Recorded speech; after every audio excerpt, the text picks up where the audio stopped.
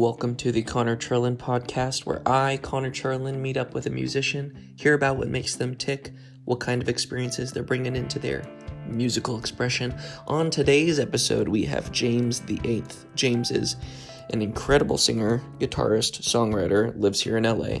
I met James at the Hotel Cafe at a show I was playing at the beginning of 2022, and he complimented my pants, and I've liked him ever since. He and I talk about keeping the feel of music as the most important thing, the importance of a good mentor, and leaving the Mormon church, which is the context of his song Don't Let Me Fall, and you'll hear that around the 20-minute mark. I really enjoyed learning from James, and if you like what you hear, I'm sure you're going to love his new music releasing hopefully soon, so please enjoy James VIII. Anyway, that's the technical stuff. We did it. We made it. That was seamless. It's like it didn't even happen. So seamless. So I met you at Hotel Cafe, thought you did great, felt very moved. Thank you. And then in this last week have been listening to some of your like YouTube covers, your like original YouTube stuff, like going through your website, going through like trying to figure out more about you. Old stuff. I found a cover of Weight in Gold by Gallant that you did. It's dirty good. So good. Thank you. That was fun. So gorgeous. I guess we'll start off by asking you about like relationships you have with people in music that you seem to really enjoy, being like Eric Krasno, is that how you say it? Krasno, yeah. Yeah, and Ashley Hess seems to be two names that keep coming up. Yeah. So I'm gonna get okay. So there's a bit more flavor on that second one. My bad. Somehow. No. That's good. It's good. It's I have an ex that is good at music that I used to do music with, and her name's Ashley Hess. Wonderful. So yeah, there you go. She's a great person and an incredible artist. And I worked with her a lot. And yeah, it's been a while now. I mean, we did the long distance thing for a minute, and I would fly into town and do a lot of like writing and videos and shows and stuff with her in those little spurts. And then she was on the American Idol and got like a big bump to her career from that, and then started doing more with her because she moved out to Nashville. And anyway, it's really tangential, but yeah. She's a really good person. Yeah. So we're really close, not so much anymore. Tell me about Eric. So you just went on tour with Eric. Yeah. So Eric Krasno is kind of like mentor type relationship, and is the first like homie that I've had that's like in the industry and can give me like good advice, and is an incredible writer, an incredible guitarist, and just a good dude. I met him about 4 years ago. It was in 2018, and I moved to New York. I was working with a manager at the time who had like a good network in New York, and I was living in Utah because that's where I graduated college. He said, move to New York. I was just about to finish this EP that I had just pretty much self-made. So I moved out there, and he sent it to Kraz, and he listened to it, and he said, yeah, he's cool, send it my way, and we can try writing. And then ever since then, we've been really good buddies.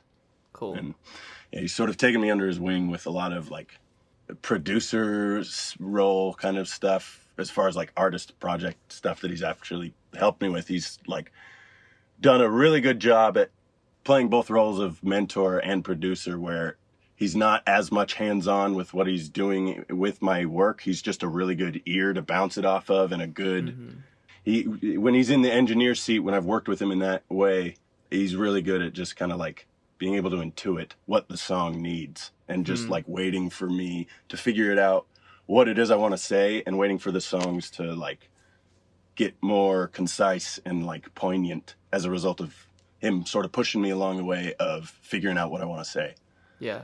As opposed to like, I don't know, I've worked with a lot of people sort of in similar ways before meeting him, where it was just kind of like, let me tell you how it's done. Come here, sit there. This is that song. Now we're done. Okay, go home. And it's not like that. Was that your New York accent right there? Yeah, that's it's the old New Yorker that I do with Kraz, that I make fun of him. That's what he does. But anyway, so working with him like just immediately 4 years ago just sort of clicked, and has been really like rewarding being able to work with that dude. That's wonderful. When you're talking about mentorship, and like, I'm sure a lot of that mentorship has to do with like how to build a song, how to produce a song, how to like what deals to sign, what deals not to sign. There's probably some of that as well. But like outside of that, like just, I mean, you're also touring with them, so that's a lot of like life to live with somebody. Like what are some things that you've really picked up, whether it be about like the way that he deals with people or the way that he handles stress or like heavy workloads? What are some other things that you feel like he's mentored you in? It's interesting. That's a good question. Something that one of the greatest things that I've learned working with him is that everybody is human. So his big project that sort of launched his career was a band called Soul Life, which was an organ trio. Him and Neil and Alan Evans were on Blue Note Records. And that's sort of what established his career and helped him come up. Shoot, I just totally lost where I was going. That Hold he's on. Human. There was a reason that just came up. Damn it. Come on, James. It's all good, man. Okay. So we're all human. That's what the line of thinking was, right. That was all deriving from. So his come up, that band, that was a band that I stole guitar licks from. I came up listening, when I was about maybe 21, 22 years old is when I was turned on to a lot of his music, and I dove in pretty damn hard and stole licks from him. So he's been that sort of a player and a human and an icon to me for a while. And then I had developed this like personal relationship with him, and to contextualize a lot of his approach to music after trying to like go in and listen and steal from it a little bit in a tasteful, respectful way. Yeah. Seeing how he is driven in music and his label, his, what he calls his studio, his whole thing. That helps. Pop in one ear so I can actually hear myself. Yeah. His whole thing is called Feel Music. And that is what he has like imparted the most through any element of music. There's an element of feel, like whether that's in your taste in music or whether that's in your ability to hang and what it's like to like work with someone and develop a relationship that is both like, because it's the music industry and a lot of these relationships are both professional and personal, like Kraz and me. He's my mentor. He's my good homie. When my family comes to town, we go over and we all have dinner together. It's that kind of a thing. Cool. But then I play in his band and I'm paying him to produce tracks and to use his studio and stuff. Yeah. And navigating that is something that it's a dicey thing. And it's something that he's really good at. And it's that kind of level of human first approach that he has in his whole life that has been a really inspiring thing. Something that he's not big on like, let me sit you down and teach you this lesson, but he's big on like just trying to impart lessons in somewhat obvious ways. Like it comes with a wink when he's like trying to like hint at like, this is how you do it, whatever. Yeah. It's good. It makes it, and it's sort of the similar way that he does with my music. It's all with a wink at like you're headed in the right direction. It's not about like, this is what you got to go do right. It. It's like, hey, go figure out what you want to do. And then what you do will come with it. And it makes me feel, or it makes the art more intrinsic. It keeps it in that space. And I don't have any like worries about whether the juice for the music is coming from me or not, sure. Which is something that in other situations I've dealt with, and it's just like I don't want to feel like that about my own art. So it's good. That's wonderful. Yeah, it sounds like he continues to shape you in a way that's not taking away from who you are as a person. He's not molding you into his own image so much as like nudging you where you want to go. Yeah. Yeah, it's kind of like bumpers really instead cool. of throwing the ball down the alley for me. That's really cool. So he's a big influence on you. You also like the big internet, like most of the articles were like, this guy was on American Idol one time. Yeah. Like which is also like a thing that shapes you. I have this notion that a whole bunch of people immediately want to peg you as something because of what they saw on a reality TV show. And then that might make you like either lean in or lean entirely out of that. So like how have those perceptions post show kind of shaped you? Well, I'm lucky now to be far enough away from it that it doesn't come up as much. Which is great. And usually people aren't doing the research on me when they meet me, so it's not like they're finding it out. And I'm not electing to tell everybody, "Hi, I'm James. I was on American Idol once." But immediately after the show, it was sort of like... It's in your bio, though, too. It says, in your bio, it says... on my website? Yeah. This is me being real good with handling my business. That bio's real old, and I haven't released music. I actually just released music for the first time in 4 years. And I've been in this like hiatus, truly figure out what I want to do and say with my art. Mm-hmm. And the business side of it has sort of been neglected in a way that I think will be good now, because removed from kind of American Idol chatter, really. And now I've like had the time to let sort of any expectations simmer down and then just hit with as much of like truth art as I can going forward. Mm-hmm. So the lead up to the show kind of contextualizes my feelings about the show after, because I don't know if you saw it, but I did the audition with a friend. Right. And that friend had gone through a whole producer like scouting process where they had done a bunch of Skype stuff and then sending in videos and all that jazz. And then they gave her a date to come audition. And then a week or so before that audition, she emailed the producers a video of me singing a song and said, "Hey, because we were both supporting an artist at the same time, and we had a show in the city that she was auditioning. So I was going to be there with her, and I was going to drive back to Utah with her after her audition because I knew she was auditioning." Right. She sent them an email with a video of me and asked, "Can I audition with her?" And they said, "Yeah, tell him he can audition in the room with you at the same time." So I found out about a week before it was going to happen that I was going to be going down to actually audition for myself. And it wasn't something that I had ever really thought of for myself. Because, I started playing guitar when I was 10. I started writing songs when I was 13, 14 years old. And then I got super into guitar and dove in on songwriting for the next, 7 years up until that point. And I was sold. I was playing in, a wedding band, making decent money playing guitar, and then playing my own shows in the local scene while I was recording my own stuff, getting ready to go. So I was already in the headspace of this is what I'm doing with my life. And American Idol, okay, cool, it was thrown into my lap, let's see what happens. Mm-hmm. And it ended up doing well enough that I was on the show for long enough. There's a weird thing that happens in Utah where if you leave Utah and you have any kind of real world success or fame, and you come back to Utah, you are fame times 30x anywhere else in the country. I was I got off the show at the top 24, and for weeks I would walk around and I would have people stopping me. And that's that's not I wasn't a celebrity in any sense. I wasn't famous at all. I was a little bit on the show, but that was enough. Wasn't anybody else competing with you in Utah. It's Utah. There's 5 people that sing there. So, to that extent, coming back off the show and being in the headspace of I don't really care that I didn't win or didn't make it farther in the show. It was all just I'll take it as it's in my lap sort of a situation.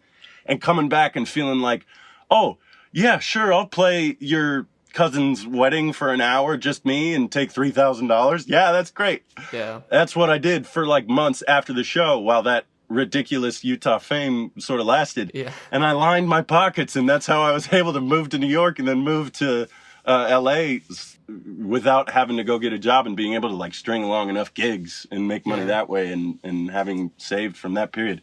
It's been a huge help. Because I've been able to pursue music in ways that I otherwise probably wouldn't have been able to do without a day job that would have gotten in the way of a lot of the stuff that I've done with Kraz. Yeah. So I there's absolutely no regrets, but it was never I'm going to do American Idol, I'm going to win American Idol, and then I'm going to be a famous person. That's never, was never, like, being on the show. It was always like, even while I was on the show, the producers like send me emails like, you got to start watching shows so that when we ask you these questions, like, go watch YouTubes of old seasons, because when we ask you these questions about other contestants, you need to know. And I'm like, oh, okay. I was never really into it, but it was great. And then I made a lot of good friends on the show. Was scared away of LA for a while because of some of the other people that I met on the show. Yeah.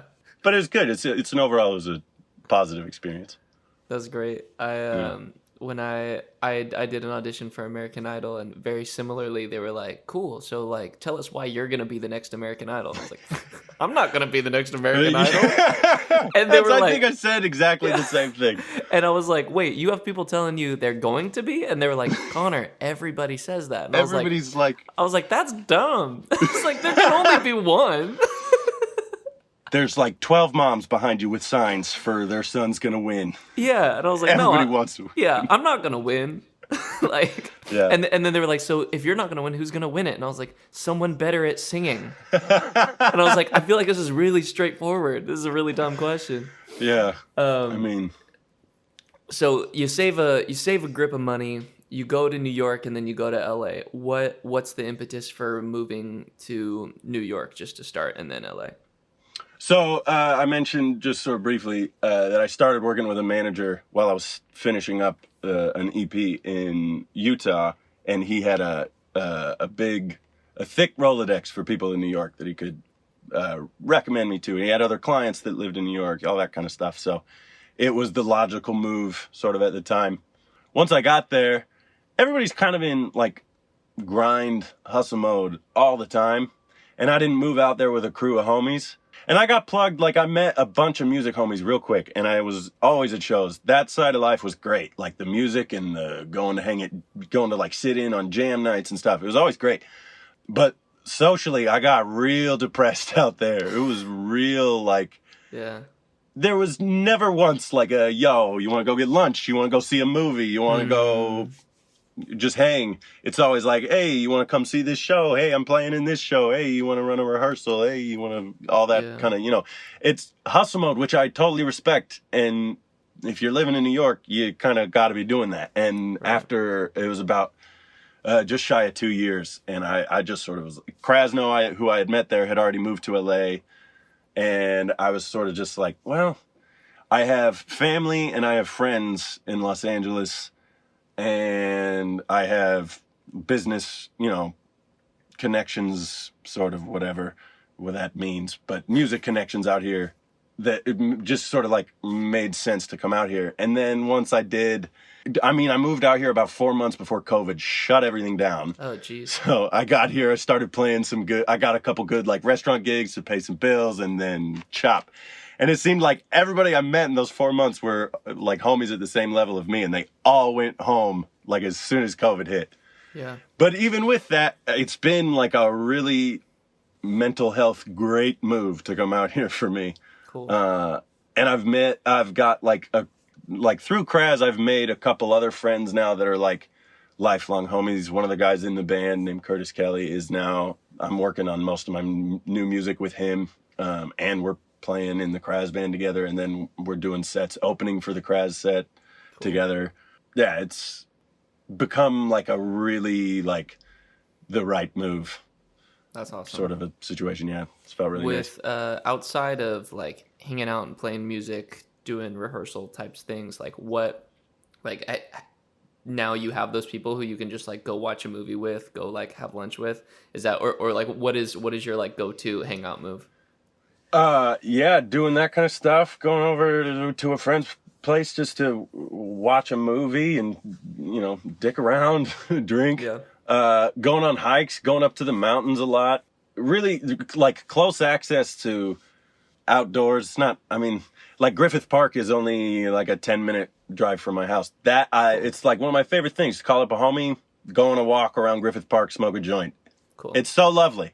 Yeah. It's great. And it's, like, I feel like the community of musicians and artists out in LA, I feel like there's way more attention paid to taking care of yourself, to being on top of your self-care and prioritizing that in your art as opposed to, hustle.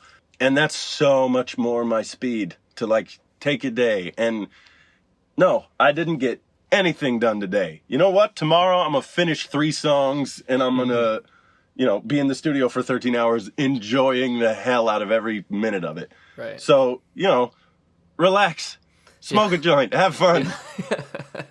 It's like, if you can, obviously it's a place of privilege to be able to speak like that. Right. And I'm just, be grateful for it. That's practicing gratitude is a big element of like that whole, like someone who's on top of their self-care, I feel like is always a grateful person. And yeah, I things in my career could have gone better, just like anybody's career, things could have gone better. But waking up every day and choosing to just be like, yeah, look at what I get to do. Look at how I get to do it. Look at where I get to live, all that kind of stuff.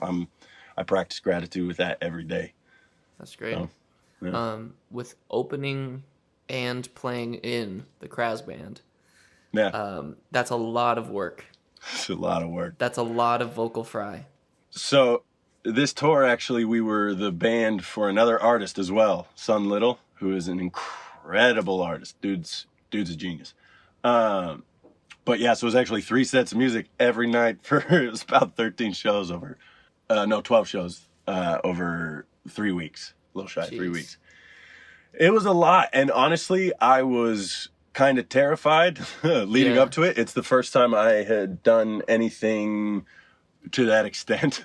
Because even like American Idol, the roughest days were nowhere near as much like working. But I'll tell you what, this vocal humidifier, steam, whatever, is a cheat code. What is it? What is it? What is it called? It's there's a bunch of different kinds. That's not the one I was using on the road. The one I was using on the road is just the Vicks. I don't even know what they get. Vocal steamer. It's like marketed for sinus clearing, and it just loosens mucus kind of stuff. But it is also to do that for 10 or 15 minutes before. So you do it for 10 or 15 minutes, and then you spend another 10 to 15 minutes trying to not use your voice at all. And it's like coating your throat in butter. It makes... Amazing. We were spending 3 weeks in a van with each other. Obviously, one of us got sick, and then we all kind of dropped like flies.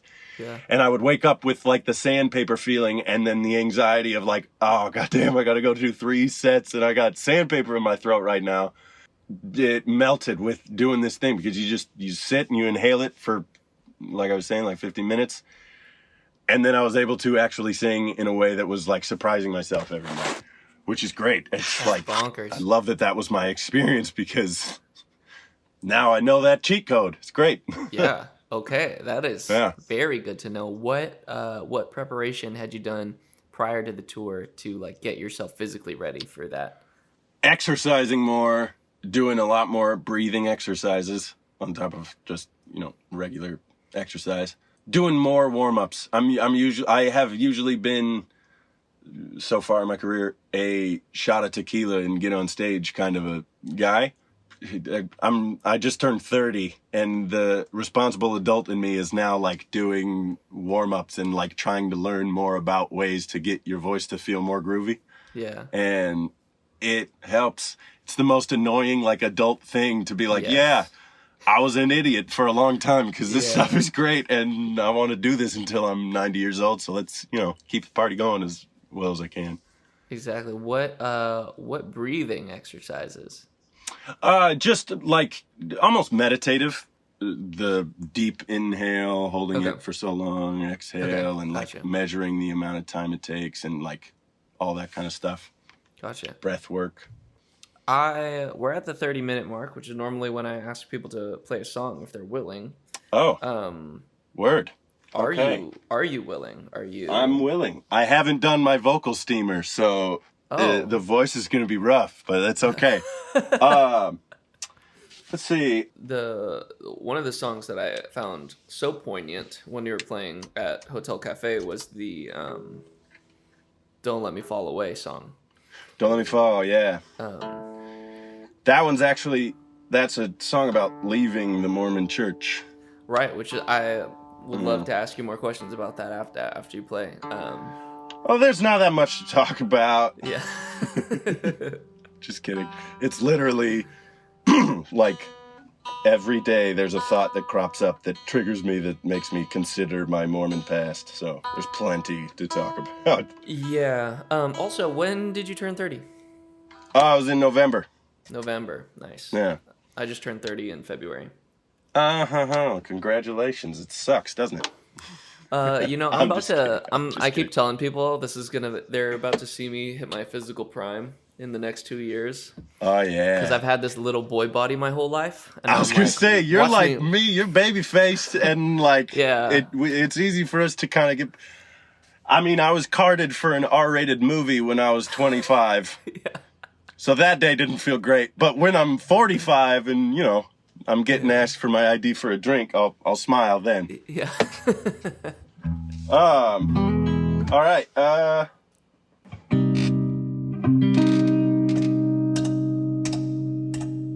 gotta get vibey. Hold on. All right.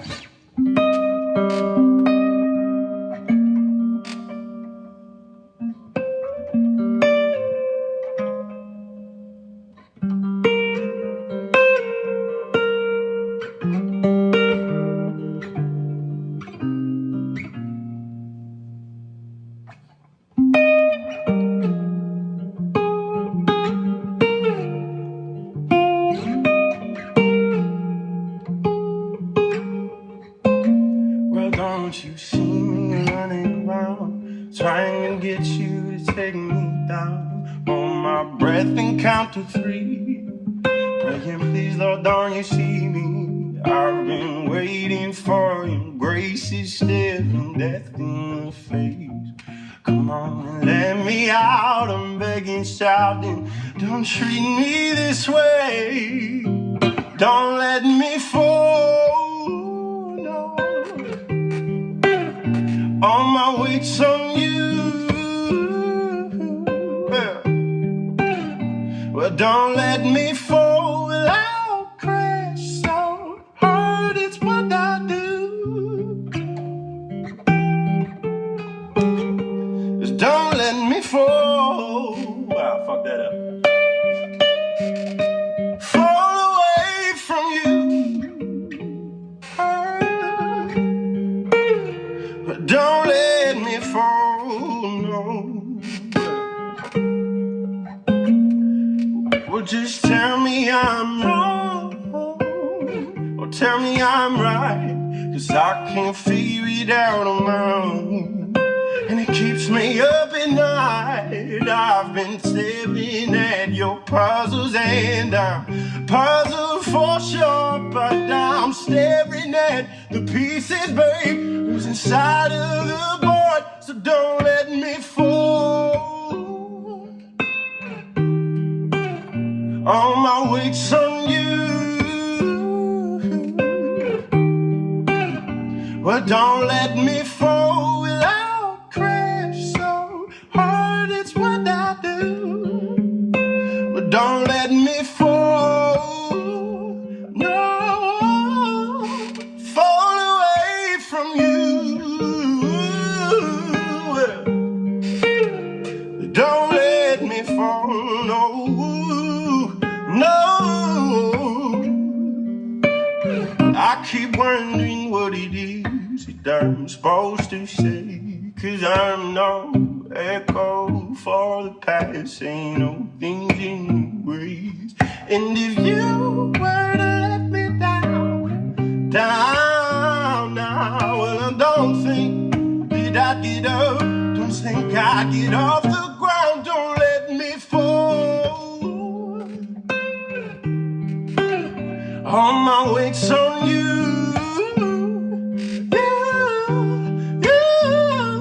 Don't let me fall. I'll crash so hard, it's what I do. So don't let me fall. No.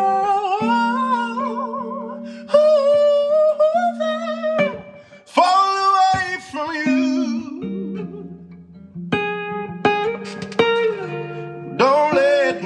Hey.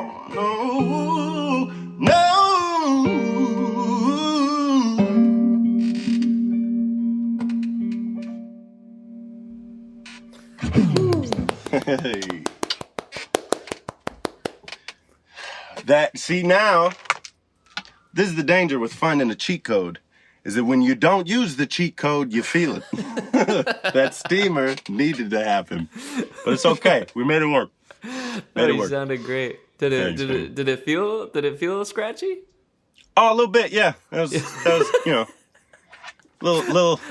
I was uncomfortable, Connor. I am sweating bullets right now. That was dog shit. I'm just kidding. I'm always really hyper self-critical of performances. In not the healthiest of ways, I'm sure, but it's also like, I feel like that instinct in myself is part of what has made me good. Like, cause I always feel like I can do better. And that keeps me trying to do better. So I try to be forgiving of myself. It's a weird, like, mental game to play, because I'll feel like shit after I don't do as well as I think I should, and then I'll get mad at myself for being mad at myself, because it's like, it's just music, just let it be its thing. But then I'll think that, and it's like, hey, those anxieties are what have driven you to practice more. So it's the real roller coaster that I'm going through currently. So, it's fine. Yeah. Yeah, you see, like, that's a really self-aware spiral right there, but it doesn't stop you from spiraling. No. Life's one big spiral, so, just try to have fun spinning around, I guess. Well, that's a really cheesy pull quote, but, it works. I don't mind it. So, leaving the Mormon church, did you do it like, F you guys, I'm going home? I'm taking my ball, I'm going home, I'm taking my ball. You guys can't play with me no more. That's what I said. And then I gave him the read between the lines. Not the middle finger. I was respectful enough. Yeah, perfect. What was that experience like for you? So it actually was a pretty damn drawn out experience for me. I started having my issues with the church from a pretty young age. I was born overseas and raised overseas till I was 10, and then we moved to the Bay Area. So I spent my whole life before moving to Idaho and then Utah. I spent my whole life in very diverse communities and cultures.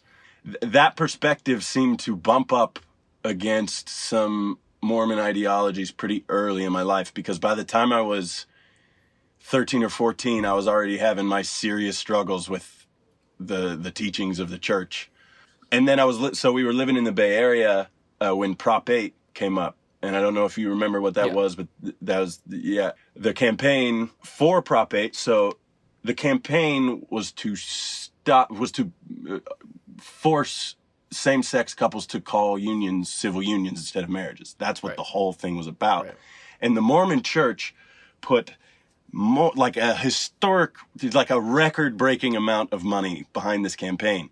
And I remembered thinking, like, I think I was 14 when that happened, and I remembered thinking, like, why the heck? That goes against everything you've ever taught about what happens to outside of the church. Like, the whole message has been, like, the real Jesus thing, like, love your neighbor, and it's not your job to dictate what they do with their life. Your job is to worry about you.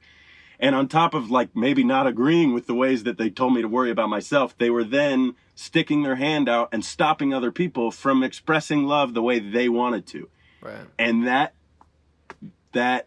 caused so much, like, dissonance that I was set down the path of, like, thinking for myself, because it just didn't make any sense to me. So I started doing things when I was a teenager to sort of test those waters, the waters of what is evil, because it didn't seem evil at all. Like, I started smoking weed because that was not allowed in the church, and it was something that I smoked weed. I went through the whole process of telling the church leader, repented. Then I smoked weed again, and I didn't do that, and I didn't feel evil for not repenting, because it didn't feel like that had done anything, and I hadn't done any harm to anybody, and I had just played music and played Super Smash Bros. With my friends and laughed my ass off for a night.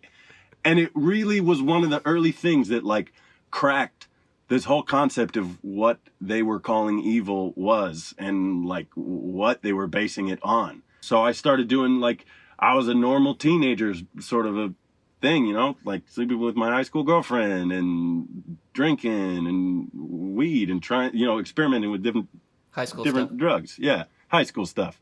And then came time for college, and I sort of had fallen into the like, I'll do church stuff for family, and then I'm just my normal self apart from that. That was the routine I fell into. And then college came around, and I knew all I wanted to do was music, but I also knew that my parents, I mean, they had offered to pay for college. It was sort of like I'll go do college while I'm doing music at the same time to keep my parents off my back kind of a move. And I went to a Mormon college, because Mormon college is dirt cheap. It was like, for tuition, rent, food, everything, I spent 2 years in Idaho, and it was probably $18,000. Crazy. For all of that. Yeah. Which is, yeah, it was just really easy for me to say, like, yeah, I'll go to that school while I'm working on my own music, like internally, like the introvert that I was all growing up. And I thought to myself at that time, like, I'm going to this college, my parents are paying for it, and I've never really, like, in what I thought was adulthood, I was 18, and so I was like, I got to be a responsible adult and try the Mormon thing for real, because I never really gave it an honest shot. And so I went to a Mormon college and lived in a town that was like 99.9% Mormon.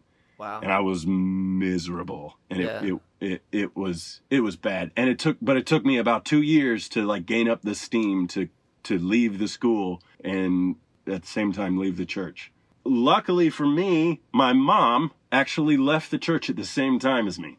Wow. And had her issues with the church, I think, all her life, but she was raised in the 60s in Utah. Leaving the church at that point really isn't an option or something that you did. But so it was 2012 when I left the church. So it'll be in August will be my 10-year anniversary of having left. Wow. And it took 7 years from that point. So up until 2019, it took that long for everyone in my immediate family to leave the church. And now everybody in my family has left, which has been one of the best, like most bonding and most interesting like experiences to go through, to have conversations with my family about what we believe, like what we think. That didn't happen. That was like what we thought was printed for us. You go read it, and if you have a question, you ask your bishop. You don't go online. You don't read a book. Yeah. Unless it's the Book of Mormon. But yeah, to be in this position now is really amazing. To feel liberated with my family, it has definitely bonded us considerably. That sounds incredibly cathartic, to have that experience ahead of everyone, and then to see that change happen gradually. I'm sure would make you feel a lot closer to them. It feels vindicating.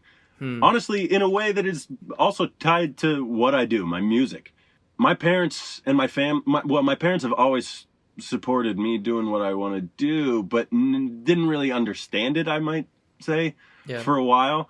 But then in recent years, sort of along with opening up their minds to, the world of thought and what free thinking means, I think it took that for them to sort of really get what it is I do and why I am as committed to what I do as I am, in a way that it's like, because they talk now about remembering me as like a teenager and as a kid, and how like the church never really had its grips on you the way that it did the rest of the family, is something that like everyone in my family has said to me at one point or another, which is true. And it makes it easier for me to not be as resentful of anything in the church now as some others in my family can be, which is, it's their experience, so that it's totally right for them to feel however they feel. But it feels now really nice to be able to have those conversations and to be honest about what I was going through, and to have them sort of kick back that like they could tell that I approached it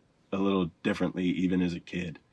Because I just felt like when you're in that position as a kid, every time I would air those concerns with anyone in the church or in family, it was always the concept of you're not working hard enough. You're not like praying enough. You're not feeling enough.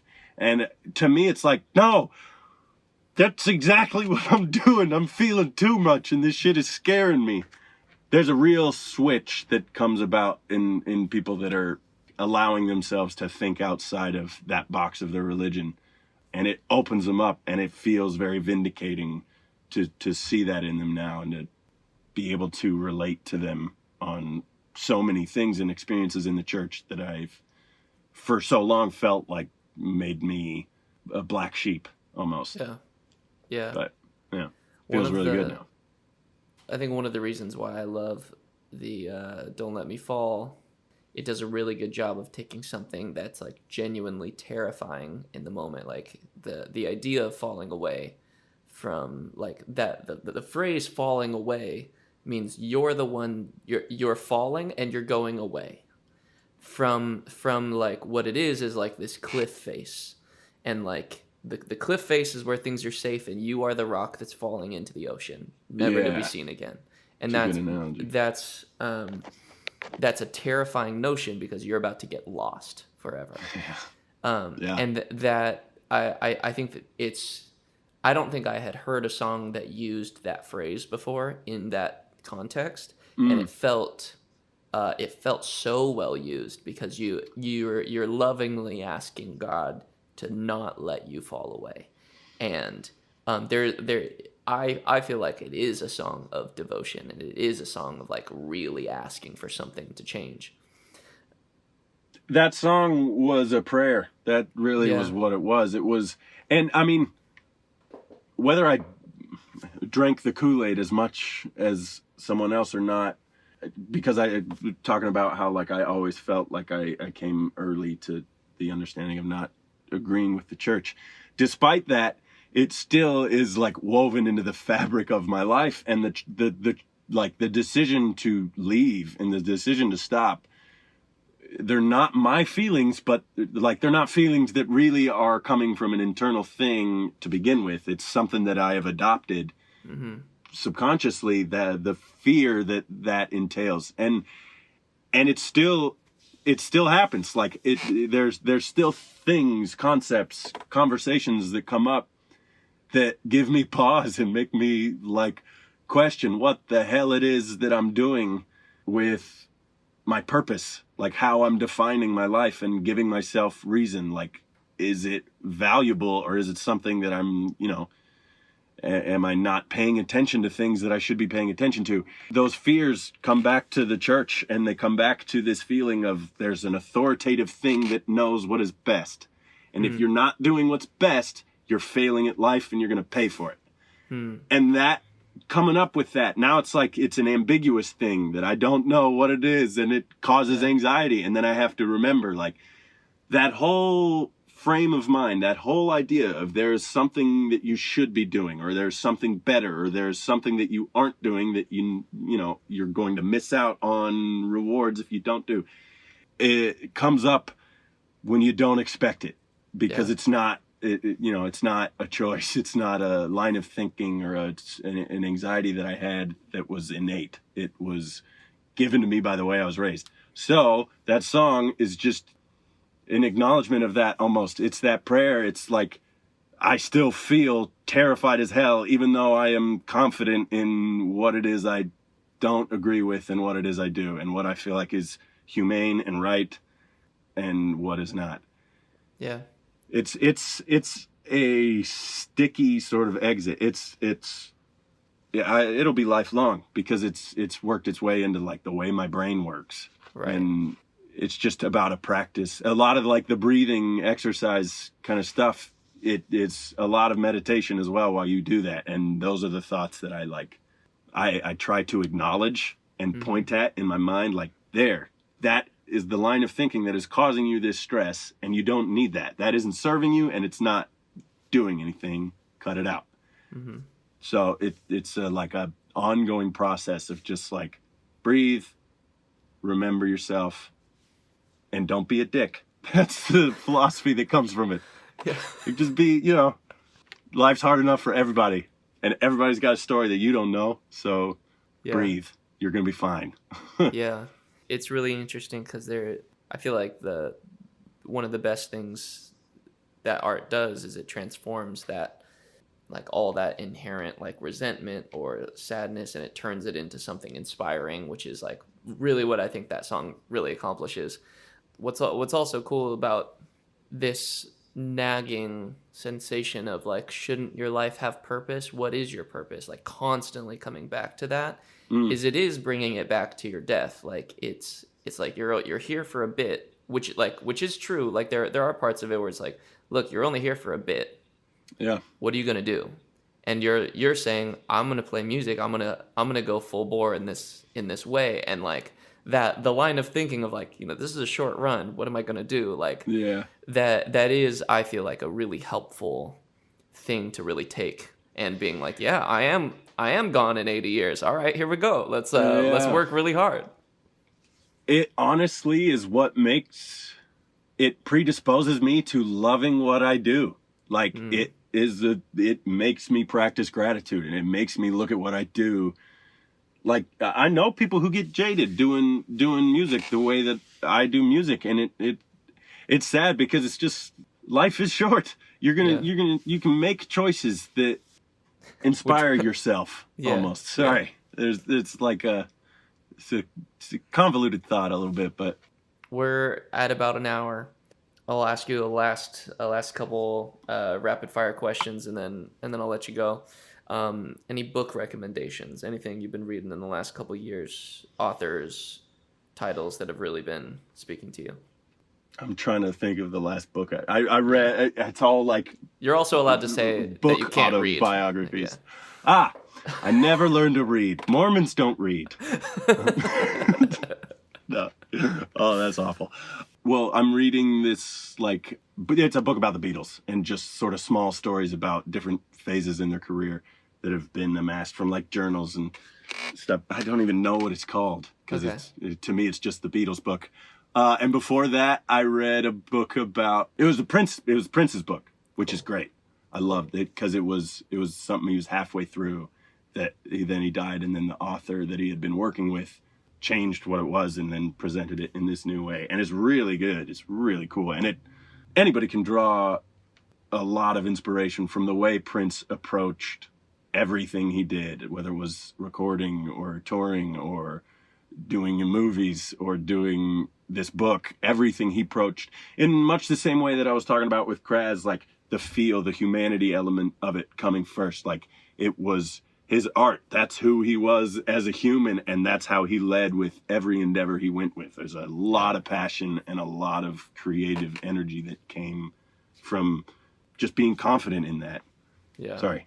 That I remembered that, and then I remembered how inspired I was by that book, so I had to talk about it for a sec. That's great. You can go one of either two ways here. You can go either best music or like good music advice that you've received, or bad music advice that you've received. Either way. I would go with good music advice that I've received because it's come from multiple people, leading with the feel. It's been my exercise of like looking at that from my mentor and like how that affects everything, but it's that same concept. And I've been told multiple times, it's just like trust the feel. There, you get into a situation once you do music long enough. If you're earnest in it and you're going to be doing it long enough, you'll find yourself in situations where it gets intimidating, and you're playing with people that are damn good, and you can get in your head really easily about that, or you can remember why it is you do music, and that is the feel element of it, and you can close your eyes, you can listen, and you can get into it. If you're earnestly pursuing it, then it's a part of you. Just shut up and let yourself come through, pretty much. Just feel it. It's the philosophy that boils down to groove, don't prove. And I've heard that phrase from so many different people, and it took contextualizing it in someone like Kraz, seeing the way that in every walk of music and life is at the core of what you do. It's just, breathe. Yeah. Groove. Don't try to prove anything. That's so good. You just came out with a song, Come Around. Do we have other releases coming up that we should make people aware of? They're not like scheduled on the books, but I have, over the last 4 years, I've amassed a mass. Deep well of songs, yeah. And now that I have sort of broken the seal, my intent is to crank it out. Because I definitely have enough stuff. Now it's just about, like, I started working with some people and, like, trying to strategery our way around releasing some of these tunes. But, yeah, it'll be within the next week or so that decisions are made and the next thing is coming out. So it'll be quick. Cool. That's really exciting. Sweet. Well, great. James Gray Dawson, VIII. VIII. It's been a pleasure, man. Great talking with you. Thank you for having me, man. This was fun. I didn't know fully what to expect. And it was Nobody does. Great. I'm going to clap us out.